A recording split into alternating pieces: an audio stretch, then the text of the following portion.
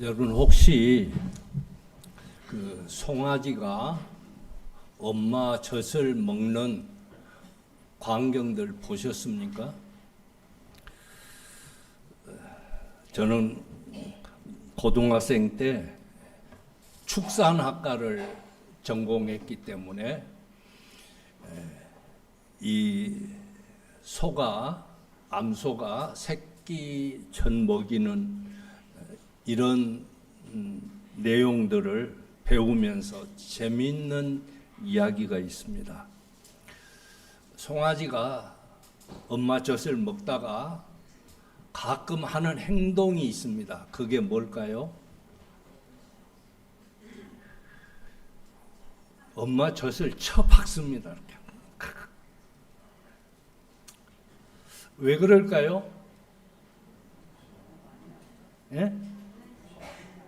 예.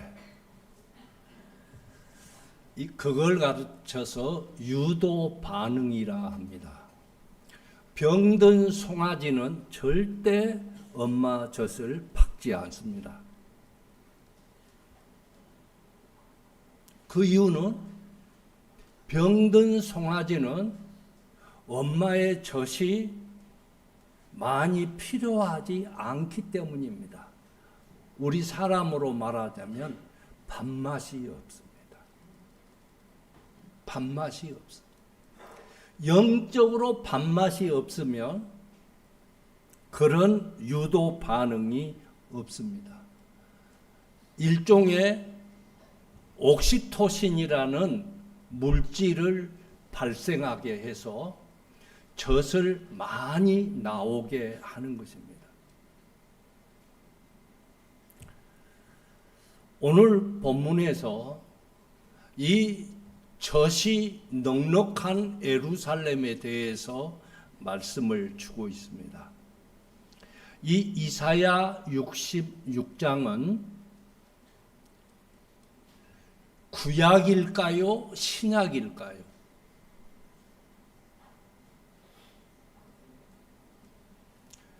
구약입니까? 신약입니까? 구약.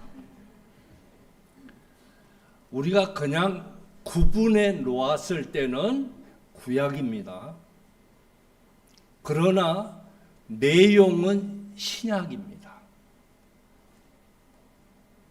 그러니까 우리가 성경을 볼 때, 자, 구약과 신약을 나누는데, 구약이 중요합니까? 신약이 중요합니까?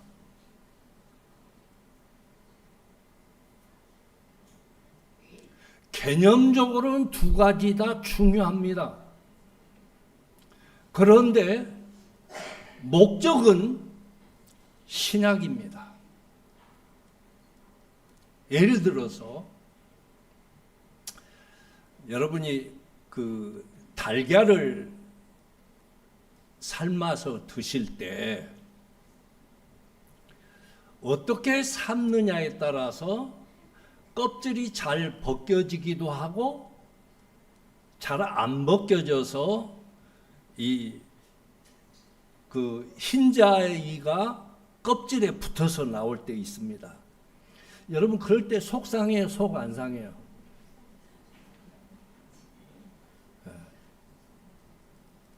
여러분 구약은 달걀로 말하자면 껍질이라고 볼 수 있습니다. 여러분 우리 달걀이 껍질을 위해서 안에 노른자, 흰자가 있습니까? 노른자와 흰자를 위해서 껍질이 있습니까? 여러분 이것만 생각하면 됩니다. 물론 노른자와 흰자는 이 껍질이 없이는 존재할 수가 없습니다. 그러니까 존재론적으로는 볼 때는 안에 있는 내용물이나 껍질이나 다 중요합니다. 그러나 목적론은 먹는 것이기 때문에 안에 노른자나 흰자를 먹습니다. 그런 의미에서 율법이 중요하다는 겁니다. 그런데 우리가 구원의 역사에 은혜의 자리에 들어가는 것은 껍질이 아니라 안에 있는 내용물이다. 이렇게 성경을 접근해야 되는 것입니다. 왜냐? 구약이 왜 있습니까?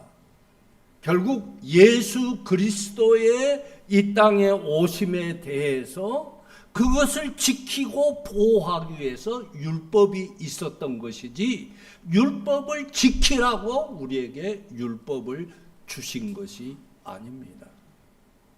그러면 이 66장에서는 이 율법, 구약의 율법을 우리에게 보여주시면서 그 안에 너희들이 먹어야 할 것, 그 젖이 무엇이냐라는 것을 가르쳐주고 있습니다. 자, 이 이사야의 배경은 결국 하나님께서 이 이스라엘을, 선민 백성들을 진노하셔서 심판하신다라는 내용을 전제로 하고 있습니다. 왜 하나님이 하나님의 백성을 진노하십니까? 무엇 때문입니까? 자, 우리 1절을 보겠습니다. 이 1절은 이스라엘 백성들이 가장 영적으로 중요하게 생각했던 것이 성전입니다. 그런데 우리가 성전을 잘 생각하셔야 됩니다. 하나님이 요구하신 성전입니까? 아니면 사람이 하고 싶어서 세워진 것이 성전입니까? 하나님은 성전 세우라고 하신 적이 없습니다. 그래서 그것을, 그런데 다윗이 하나님을 너무 사랑해서 하나님을 위한 신전을 짓고 싶었습니다. 그래서 많은 재물들을 모았는데 하나님께서 거부하십니다. 하나님이 좋아하셨다면 그가 피를 흘렸든 말든 원하셨지 않겠습니까? 그런데 그때 당시에 제국 사회에서는, 그래서 그리스 로마 신화에서 보면 무엇이 많이 등장합니까? 건축물에 신전이 등장합니다. 그런 시대적으로 정서가 쫙 깔려 있는 상황에서 다윗이 나도 하나님을 위한 신전을 해야지. 그런데 하나님이 거부하심으로 결국 솔로몬이 성전을 지었습니다. 물론 하나님의 칭찬이 있었습니다. 그런데 이 1장에서 너희가 나를 위하여 무슨 집을 지으랴? 내가 안식할 처소가 어디랴? 하신 말씀은 내가 원하는 것은 그게 아니라는 거예요. 여러분, 이스라엘 백성이 하나님과 멀어진 원인이 뭡니까? 성전입니다. 하나님의 칭찬을 받은 것도 성전이었지만 하나님이 싫어하시는 일도 역시 성전에서 일어났습니다. 그래서 2절에서 어떤 말씀을 하느냐? 1절에서는 하나님의 백성들이 하나님이 거하실 그 처소에 어떤 고정관념이 있었는데, 하나님은 무슨 집을 지으랴? 나는 우주 만물의 모든 곳에 무소부재하신 하나님이심을 말씀하는 겁니다. 나 성전에 있다고 착각하지 마라. 이런 말씀을 하면서 이 모든 것을 지었으므로 그들이 생겼느니라 하면서 이게 포인트입니다. 마음이 가난하고 심령 심령에 통회하며 내 말을 듣고 떠는 자 그 사람은 내가 돌보려니야. 이 내용은 당시 이스라엘 선민 사상을 가지고 있는 유대인들은 이해할 수 없는 말씀입니다. 여기에서 무슨 냄새가 납니까?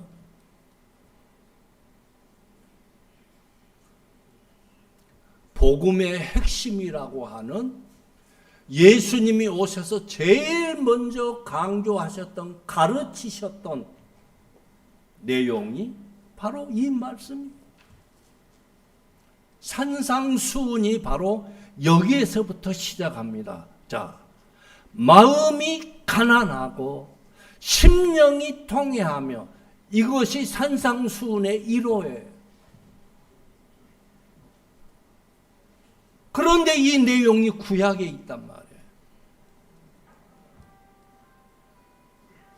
그리고 내 말을 듣고 떠는 자라는 이 말씀은 단순한 율법에서 말하는 그것을 말하는 것이 아니라 심령이 가난하고 심령에 통해하는 그 범주 안에 있는 말씀을 듣고 떠는 자라는 말씀입니다. 그래서 산상수훈에서는 처음 시작할 때 심령이 가난한 자는 복이 있나니로 시작합니다. 이게 예수의 복음의 시작입니다. 왜 하나님을 사랑하라고 했습니까? 하나님께서 보내신 메시아를 사랑할 수 있는 방법이 그 예수를 사랑함으로 천지를 창조하신 하나님을 사랑하고 우리가 우러러볼 수 있기 때문에 이 심령이 가난하고 심령에 통회하는 것을 가르쳐 준데 그 내용이 12가지로 나옵니다. 그게 뭡니까? 그러니까 이 팔복을 말씀하시면서 그 다음부터 끝까지 열매로 알리라라고 하는 결론을 내리기까지 12단계를 말씀합니다. 첫째는 착한 행실을 보이라는 것이지 가르치라는 것이 아닙니다. 즉 일을 행하여 가르치라. 가르치는 것이 목적이 아니라 행하는 것이 목적이다. 말씀은 나에게 주는 말씀이지 너에게 주신 말씀이 아니다라는 것입니다. 우리가 쉽게 이런 얘기합니다. 기도하세요. 이거는 내가 너에게 하는 말씀이 아니라 주께서 나에게 하신 말씀. 그게 뭐냐? 일을 행하여라는 말씀입니다. 우리는 종종 사랑해야 된다고 합니다. 그게 아니고 내가 사랑해야 된다는 것입니다. 아셨습니까? 그러니까 말씀은 제시하는 그것이 아니라 내가 수용해서 보여주는 것이다. 그리고 두 번째로는 함부로 무시하지 마라. 세 번째로는 음행하지 마라. 네 번째, 맹세를 함부로 하지 마라. 이런 걸 쭉 얘기하면서 그런데 이 착한 행실을 보여주는데 입으로는 하지 마라. 그게 뭡니까? 바로 은밀한 구제는 절대 나팔을 불지 마라. 그러니까 가르치라는 것은 원리가 이러니까 이렇게 하라가 아니라 가르친다는 개념은 내가 그렇게 하는 것을 말로 하는 것이 아니라 내 행동을 보여주라는 것입니다. 설명이 아니고 보여주라는 것입니다. 그래서 전에 우리 시골에서는 교사의 노래가 있습니다. 근데 그 곡을 제가 아무리 찾아보려고 해도 못 찾겠더라고요. 가르치는 교사보다 행하는 교사, 이런 대목이 있습니다. 그래서 구제할 때도 은밀하게, 오른손이 하는 것 왼손이 모르게, 그리고 절대 나팔을 불지 마라. 그리고 기도도 외식적으로 하는 티 내지 마라. 나 이렇게 금식 기도합니다. 나 이렇게 40일 동안 기도했습니다. 철회했습니다. 그렇게 내 입으로 내 의를 드러내지 마라. 그러면서 비판하지 마라. 즉 이거는 나는 기도했는데 저 이 집사는 기도 안 해. 왜 기도 안 합니까? 기도하세요. 이게 권명 같지만 사실은 비판입니다. 하나님께 맡기면 내가 왜 지금 기도를 뜨겁게 열심히 할 수 있느냐?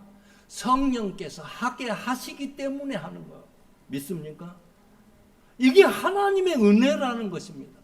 그런데 우리는 하나님의 은혜는 말로는 하면서 언제나 행위를 강요한단 말이에요. 얼마나 모순입니까? 그러면서 도리어 대접하라. 근데 구하라, 찾으라, 문을 두드리라, 이 말씀하신 후에 대접이라는 결론으로 말씀합니다. 그럼 결국 뭡니까? 상대편이 나 인정해 주기 원합니까? 우리는 그걸 요구합니다. 그런데 예수님께서는 이 황금률은 네가 해라. 네가. 왜 나 미워합니까? 하지 말고 내가 그를 사랑하라. 대접받고 싶은 대로 네가 대접해라. 그게 뭡니까? 12가지 중에서 핵심이 황금률이라고 하는 겁니다. 우리 장로교의 핵심은 황금률입니다. 사랑받고 싶은 만큼 사랑을 베풀고 대접받고 싶은 대로 대접하고, 그게 뭡니까? 역설법 논리라는 것입니다. 그러면서 그러려면 좁은 문으로 들어간다. 그래서 결국 12번째, 그 사람의 영적인 것은 그 열매로 안다. 하나님의 사람인지 아닌지는 그 열매로 안다라고 말씀합니다. 이것이 바로 이 이사야 66장에서 왜 넉넉한 젖에 대한 말씀을 하느냐라는 것을 전제합니다. 그래서 결국 예루살렘에 있는 성전, 그러니까 이 11절 오늘 본문 말씀 10절부터는 성전의 개념이 성읍으로 딱 바뀝니다. 왜요? 지금은 성전입니다. 그래서 3절에 제사에 대한 말씀 나오죠. 나름대로, 오늘날로 말하면 나름대로 예배는 잘 드립니다. 제 시간 다 모여서 잘 합니다. 그런데 거기에 기쁨이 없어요. 여러분, 주일날 기쁨이 없으면 아무리 여기서 통성기도 아무리 해도 의미가 없습니다. 우리는 하나님을 기쁘시게 하기 위해서 모인 것입니다. 그러면 하나님께서 우리에게 위로해 주신다. 그러니까 3절, 4절은 당시에 왜 선민인 이 이스라엘 하나님의 백성들이 하나님의 진노에 샀느냐? 그들의 제사였다라는 것을 가르쳐 줍니다. 오늘날로 말하자면 하나님이 우리가 예배 드리는 거 이것이 하나님의 진노를 샀다 이런 말씀을 하는 것입니다. 그러니까 소를 잡아 드리는 것은 살인과 다름이 없다. 하나님 앞에 제물을 드립니다. 값비싼 소를 드렸습니다. 그런데 왜 그것을 살인이라고 했을까요? 심지어는 부정하게 생긴 개의 목을 꺾음과 다름이 없다. 예물은 돼지의 피와 다름이 없다. 그건 뭐냐? 그들은 자기의 길을 택하며 그들의 마음은 가증한 것을 기뻐한즉, 즉 내 생각대로 이렇게 하면 하나님이 기뻐하시겠지. 결국 뭡니까? 자기의 길을 택해서 거기에서 무엇을 찾아야 합니까? 하나님을 찾아야 되는데, 그래서 결국 하나님께서 내가 기뻐하지 아니하는 것을 택하였음이라 라고 4절에 말씀합니다. 그래서 하나님이 예루살렘 성전의 제사를 진노하시면서 이것을 폐하시고 결국 뭐냐? 중요한 것은 이 젖을 낼 수 있는 어떤 한 아들을 줄 것이다. 그런데 너희들이 기다려서 주느냐? 아니다. 7절 보십시오. 이 시온은 당시에 성전을 의미하기도 합니다. 진통하기 전에 해산하며 고통을 당하기 전에 남아를 낳았다. 이 말씀이 뭐냐?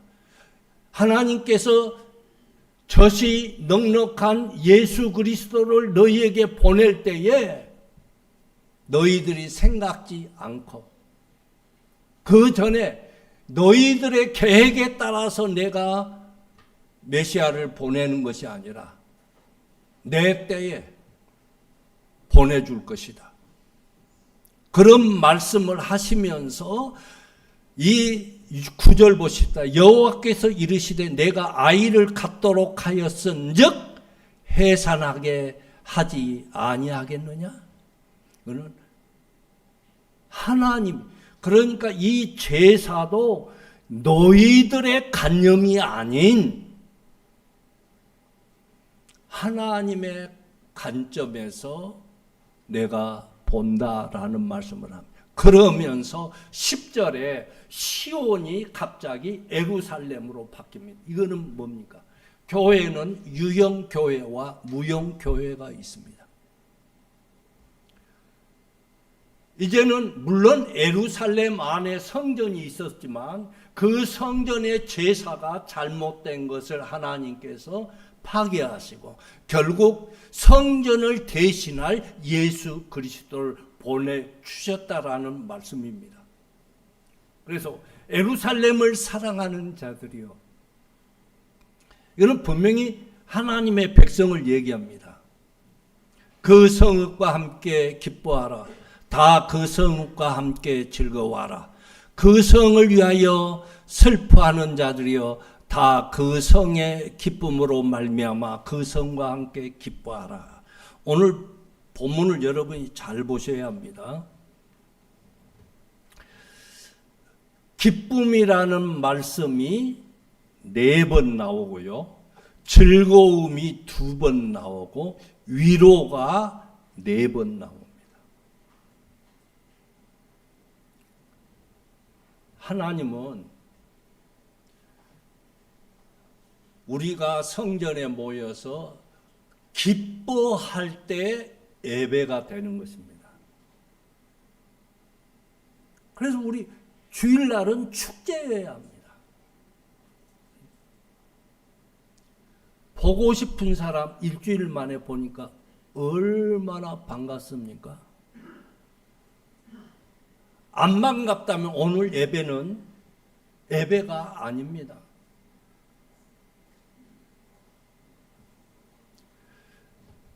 예루살렘을 사랑하는 자들이여 라는 말씀은 하나님께서 기뻐하시는 자라는 것입니다.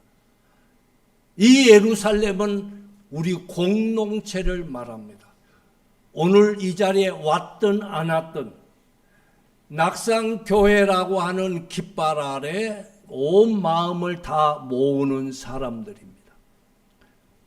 하나님은 우리가 기뻐하기를 원하십니다.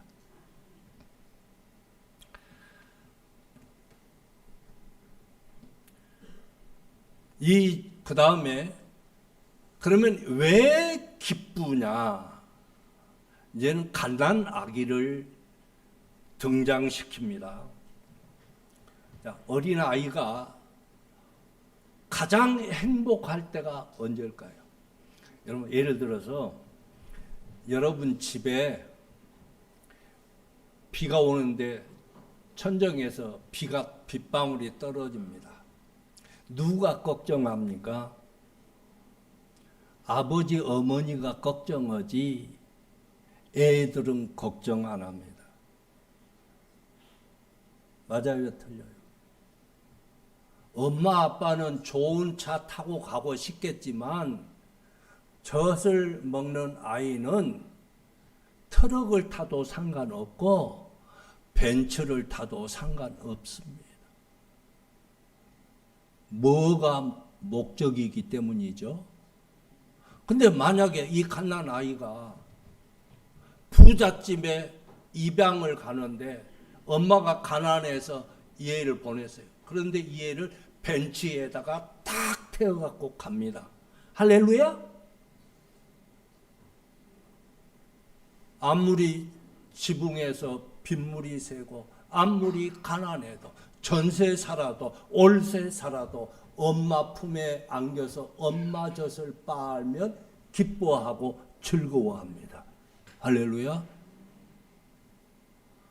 그런데 그 옛날 시골에서는, 요즘은 그런 거 못 봅니다. 우리 윤옥자 권사님은 아이들 키울 때 모유했어요, 우유 먹였어요? 모유. 집사님은 모유 먹였어요, 우유 먹었어요? 네? 반반. 여러분, 물어보겠습니다. 엄마 젖이 좋을까요? 소 젖이 좋을까요? 틀렸습니다. 아니에요. 영양가는 우유가 훨씬 높습니다. 왜 그럴까요? 소는 빨리 자라서 빨리 잡아먹어야 되잖아요. 그러니까 이 영양소가 훨씬 많습니다. 여러분, 아직 그거 모르고 사셨어요? 모유는 사람은 막 빨리 쑥쑥쑥 자라면 안 됩니다. 사람은 슬로우. 그래서 오래 사는 거예요. 그런데 요즘은 우유를 먹여갖고 애들이 쑥쑥 잘 크는 겁니다. 그런데 문제는 정서적으로는 엄마 젖이 중요합니다. 더 좋습니다. 요즘 애들 엄마 말 잘 들어요? 잘 안 들어요? 왜 그런 줄 아세요? 엄마가 그렇게 시켰거든. 우유를 먹이니까 엄마 아빠보다 덩치가 더 커. 어렸을 때 젖 먹였을 때 젖이 모자라면 애들이 옛날 시골에서 보면 버스간에도 다 그랬어요. 이렇게 꺼내놓고. 죄송합니다, 이해하세요. 저 옛날 사람, 지금 같으면 뭐 말도 안 되는 거죠. 기차간에 가도 지금 생각해보면 20대 30대 엄마들이 그랬어요. 여러분들 그렇게 키웠어요. 그런데 가끔 애가 젖을 먹다가 깍 물 때가 있어요. 그러면 이놈의 시키하고는 확 때리는 엄마가 있고요. 어떤 엄마는 왜 깨문지를 알아. 왜 깨물어. 넉넉한 젖이 없기 때문에 깨물어. 제가 목회할 때도 왜 들이박냐? 우유 젖 먹고 싶어서 그래. 근데 어떤 엄마는 젖 모자려면 족발, 그때 당시 족발이 어디 있습니까? 그 돼지 껍데기 그거 우리 집사람도 엄청 먹었습니다. 그거 먹든지 그것도 안 되면 이 쌀 가루 내 가지고 해서 먹이고 그렇게 했지 않습니까? 응? 제가 17살에 목회를 처음 시작했습니다. 왜 그러냐? 제가 제 호적 나이로 말하자면 6살에 초등학교를 들어갔습니다. 우리 누나하고 같이 갔으니까.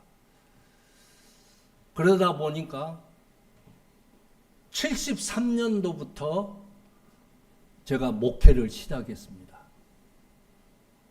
계산해 보니까 만 16세더라고요. 우리 나이로는 17세고. 그런데 군대 가기 전에 시골 교회 19살에 담임 목회를 갔습니다. 19살에. 그런데 해남 한해교회라고 하는 교회입니다. 조그마한 교회인데. 그래도 교인들은 한 50명 모이는 교회인데. 거기에 면석이 하는 집사님이 저에게 그렇게 얘기합니다. 전도사님은 전도사님 말씀 듣고 싶습니다. 그게 무슨 말씀입니까? 유명한 목사님 설교 듣고 싶지 않대요. 그래서 뭡니까? 그랬더니 내 앞에 있던 전도사님이 설교는 잘했는데 교인들이 은혜가 안 된 겁니다. 그래가지고 이 교인들이 전도사님한테 전도사님 은혜가 안 됩니다. 그러니까 이분이 딱 나 한경직 목사님 설교집 뽑고 설교옵니다. 그랬다는 거예요. 그러면 한경직 목사님이 얼마나 은혜스럽겠습니까? 맞지요? 그런데 한경직 목사님이 설교할 때는 은혜가 되는데 왜 그 전도사님이 똑같은 내용으로 하는데 왜 은혜가 안 됐을까요? 제가 그 얘기를 들으면서 그때 당시 면석이면 굉장히 시골에서 대단한 사람이요. 지금이야 면석이 아무것도 아니지만. 그래서 뭔 말인지를 잘 모르겠어요. 뭔 말인지. 그래서 자세히 알려달라고 했더니 전도사님 짜장면은 어쩌다 한번 먹고 싶지 매주 맛있다고 짜장면만 먹을 수 없어요. 엄마가 해주는 꽁보리밥이 더 좋아요. 그래서 그때 뭔 말인지 그때서야 알았어. 햄버거도 한두 번이지 몇 끼 먹을 수 없잖아요. 아무리 맛있는 피자도 엄마 젖도 내 엄마 젖 먹어야지 뒷집에 봉남이 엄마 젖 먹으면 설사하거든요. 그래서 오늘 이 젖을 위로를 전제로 한다고 하는 것을 설명합니다. 이 아이가 위로하는 품에서 만족하겠고 즐거워한다라고 말씀합니다.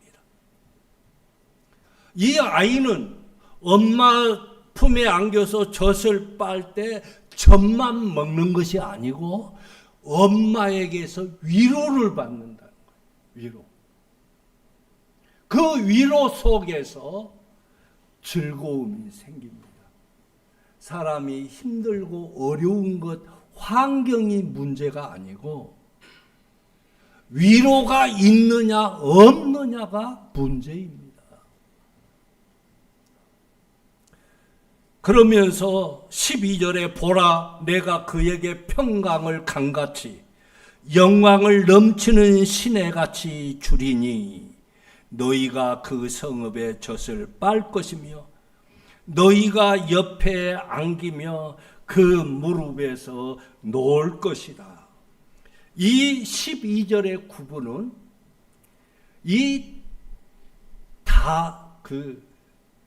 뭡니까? 다자녀의 개념, 즉 말해서 쌍둥이, 그러니까 엄마의 젖을 필요하는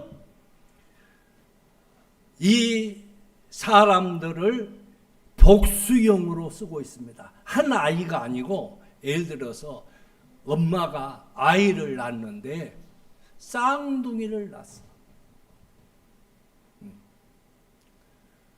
그러면 엄마는 무슨 역할을 해야 합니까? 젖을 똑같이 먹여야 될 거 아닙니까? 그럼 뭐냐? 분배를 잘해야 돼요.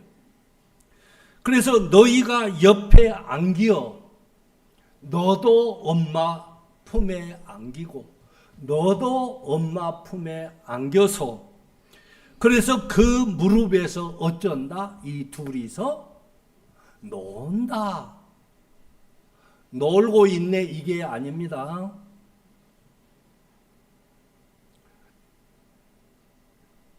이난성 쌍둥이면 먼저 나온 애가 아들이든 나중에 나오니 딸이든 이 둘이서 젖 갖고 싸우지 않고 논다라는 표현을 하고 있습니다.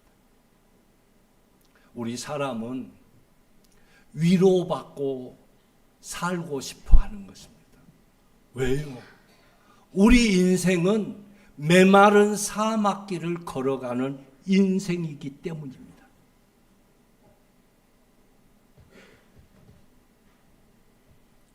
결국 어머니의 젖은 자식을 위로합니다. 그래서 내가 너희를 위로하겠다라고 말씀합니다. 13절에.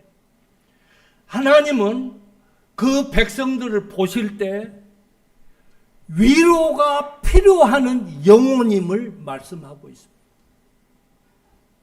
그래서 예수님께서 오신 목적이 나는 의인을 부르러 온 것이 아니라 죄인을 부르러 왔다. 이건 뭡니까?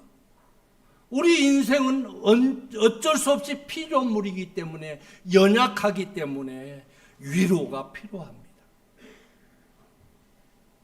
가정에서도 서로 위로가 필요합니다. 그래서 예루살렘에서 위로를 받는다라고 말씀합니다. 교회는 서로 위로해 줘야 합니다.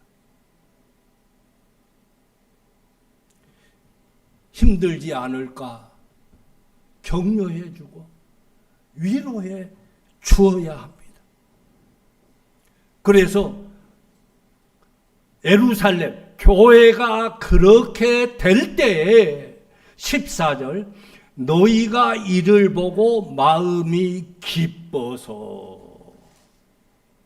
위로를 받으니까 기뻐요. 어떤 사람은 뭐 위로받으려고 합니까? 여러분 저도 위로받고 싶으면서 왜 남 보고 그걸 질타하겠습니까? 너희가 이를 보고 그러니까 이 두 쌍둥이가 뭐 10명도 될 수 있겠죠. 쉬운 얘기로 이 짐승들은 소 가축일수록 이 숫자가 많습니다. 9마리 강아지들이 엄마의 젖을 빨 때 엄마가 약한 강아지는 젖 잘 나오는 데다가 배치를 합니다. 짐승도요. 짐승도. 그렇게 해서 그러니까 이 힘없는 강아지 한 마리가 엄마가 그렇게 해주고 다른 형제들이 엄마의 젖을 빨고 그런 것을 볼 때 이 약한 강아지가 위로를 받는 거예요. 그 위로를 받아서 마음이 기쁘니까 어떻게 되냐. 너희 뼈가 연한 풀의 무성함 같으리라. 여기에서 뭘 말합니까? 연약한 우리 인생은 우리의 뼈가 건조해지고 메마르고 바삭거리고 한다는 것을 전제합니다. 그래서 너 뼈가 연한 풀의 무성함 같으리니. 그래 놓고 이상한 말씀을 연결이 안 되는 말씀을 하고 있습니다. 그의 진노는 그의 온수에게 더하리라. 그래, 이게 뭡니까, 이제 갑자기. 젖을 빨아서 기쁨이 있고, 그래서 무성한 풀의 무성함 같이 그 뼈가 된다. 내가 그것을, 그 기쁨을, 즐거움을 내 백성에게 주리라 해놓고 그 진노는, 그 진노가 뭘까요? 그 진노는 성전의 제사 행위를 행하는 그것을 말합니다. 왜? 그것과 지금 대비시켜 놓고 말씀을 합니다. 그럼 결국 이스라엘이 멸망하는 이유는 성전의 제사였습니다.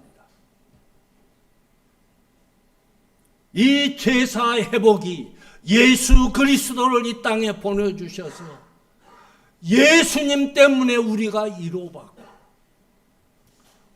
율법으로 말하자면 우리 하나님 앞에 설 자 누가 있습니까?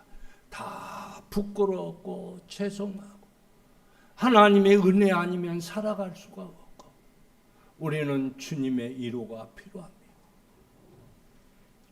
집 나간 아들 탕자는 아버지의 위로가 그렇게 필요했습니다.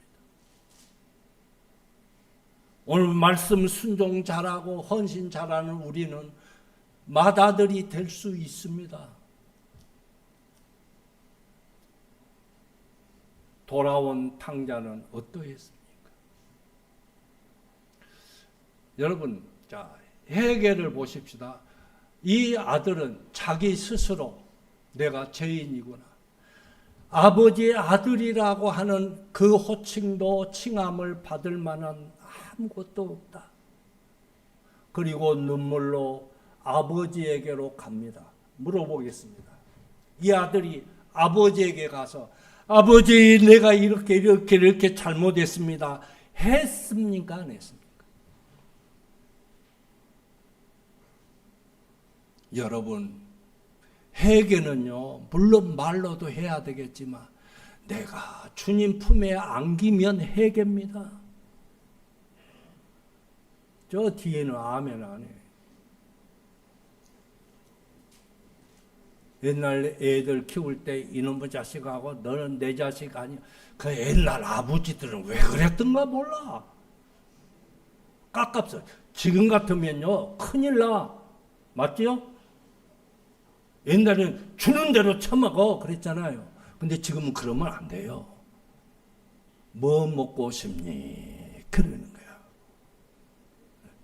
좋은 엄마는 아이들, 야야, 배부른 소리 주는 대로 먹어. 그러면 안 좋은 엄마. 좋은 엄마는 잘 그거 먹이고 싶어 좀 잘 구슬려 가지고, 뭐 야채 안 먹는다고 해가지고 막 어떤 사람은 막 다 다져가지고 그냥 이상해갖고 먹이려고 하고 하지 않습니까? 여러분, 진짜 넉넉한 젖은 예수 그리스도밖에 없음을 믿으시기 바랍니다. 예수의 가르침이 우리 삶을 넉넉하게 만드는 것입니다. 여러분의 금고가 여러분을 넉넉하게 만드는 것이 아닙니다. 우리는 예수 그리스도가 필요합니다. 말씀을 가르쳐 주옵소서. 내 영혼은 갈급해 있습니다. 나는 주님의 위로가 필요합니다. 그런 마음으로 우리 멀고 험한 이 세상길 우리 한번 찬양하고 말씀 마치겠습니다. 멀고 험한 이 세상길 소망 없는 나그네에게 방황하고 헤매이며 정처 없이 살아왔네. 의지할 것 없는 이모 위로받고 살고파서 세상 육 따라가다 모든 것을 다 잃었네. 무거운지 등에 지고 쉴 곳 없어 외초록 쓰러지고 넘어져도 위로할 자 내겐 없었네. 세상에서 버림받고 귀한 세월 방황하다 아버지를 만났을 때 죄인임을 깨달았네. 눈물로써 회개하고 아버지의 품에 안기어 죄악으로 더럽힌 몸 십자가에 못 박았네. 구원함을 얻은 기쁨 세상에서 제일이라 영광의 길 허락하신 내 주 예수 찬양하네.